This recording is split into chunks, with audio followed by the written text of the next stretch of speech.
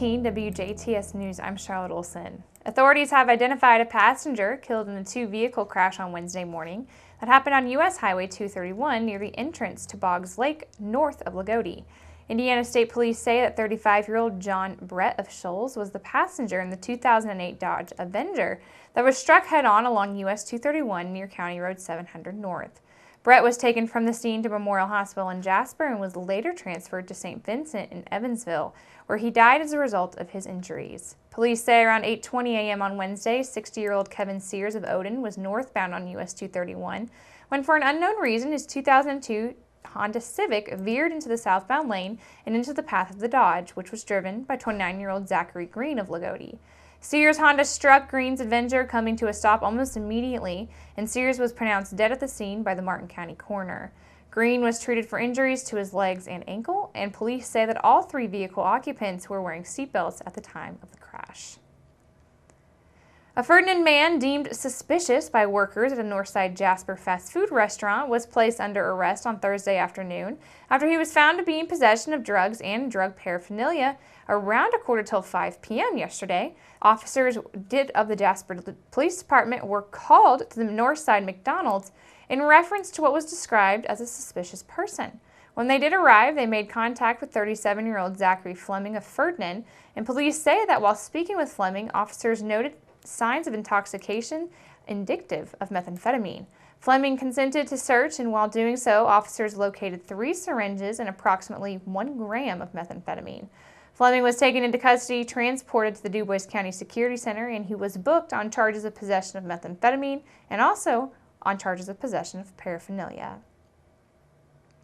Today, at the Vincennes University Jasper Center for Technology, more than 60 farmers and those representing the farming industry gathered for the 2017 Southwest Indiana Agriculture Economic Summit. This year's event was again hosted by Purdue Extension and DuBois Strong, and the annual summit takes aim at bringing local farmers, farming industry leaders, and financiers to the agricultural industry together, providing an opportunity to hear updates on the latest information affecting agriculture economics.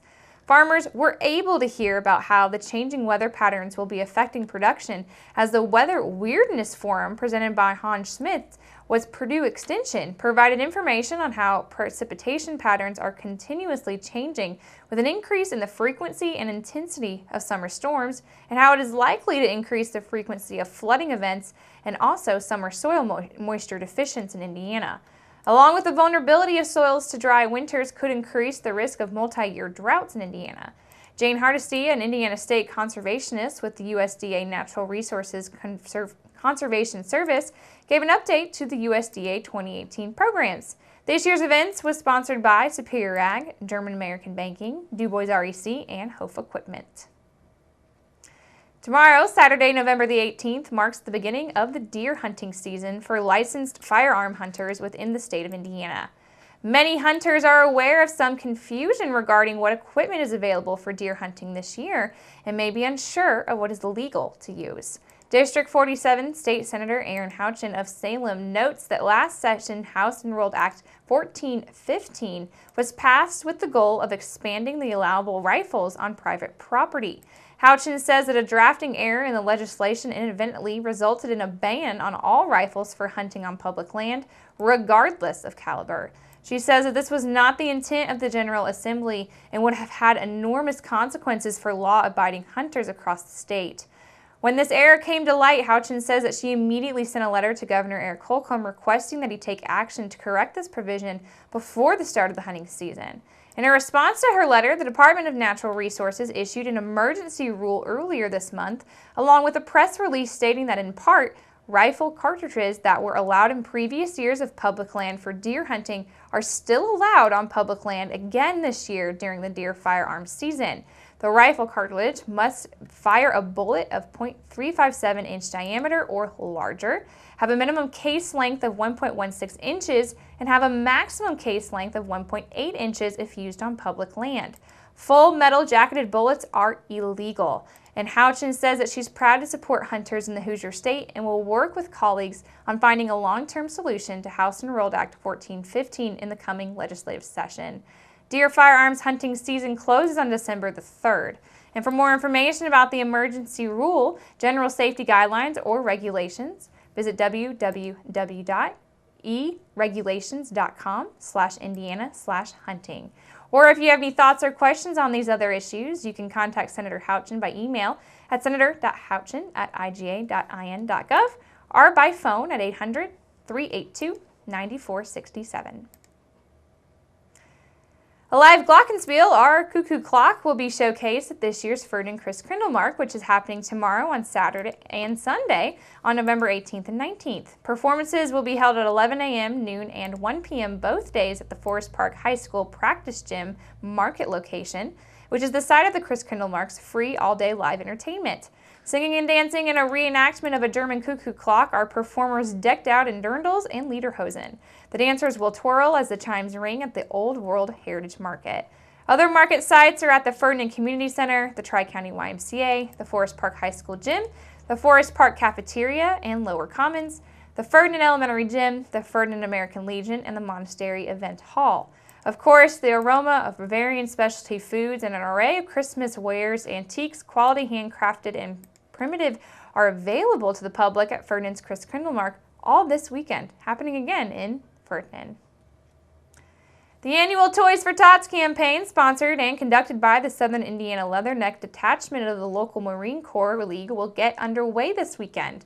Toys that are collected during the 4-week period, which begins tomorrow, the 18th, and runs through Saturday, December the 16th, will go to disadvantaged children in the 5 counties surrounding and including DuBois County.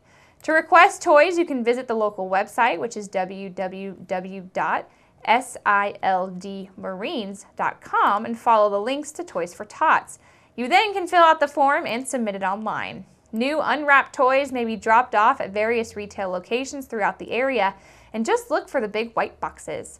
Participation in the form of monetary donations will also be accepted. Please make checks payable to Toys for Tots and mail to Marine Corps League, COTFT, P.O. Box 184, here in Jasper, 47546.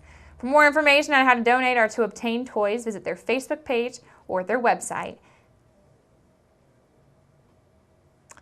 A panel working to revise Indiana's alcohol laws voted Tuesday to recommend allowing carry-out alcohol sales on Sunday. The measure would allow stores that currently sell alcohol, including grocery, convenience, and liquor stores, to sell alcohol from noon to 8 p.m. on Sundays. The recommendation is an important win for supporters of Sunday alcohol sales, but the measure still faces a number of hurdles before it can become a law. It also sets up a showdown over another issue, cold beer. The panel, set up in the wake of a controversy topic over the sale of cold beer at the 2 Rickers convenience store, delayed a decision on whether to recommend expanding cold beer sales to grocery and convenience stores, which ended the virtual monopoly that liquor stores currently have on the product. Members of the Alcohol Code Revision Commission said that the issue was too complex to address during their meeting on Tuesday. The Sunday sales recommendation comes just days after the state's Liquor Store Association announced an unlikely alliance with big box retailers. Under this deal, both groups will support Sunday sales while opposing expanded cold beer sales. Left out of the deal was the convenience store industry, whose priority is cold beer sales. And make sure you keep it right here, because up next we're going to take a look at your weather summary.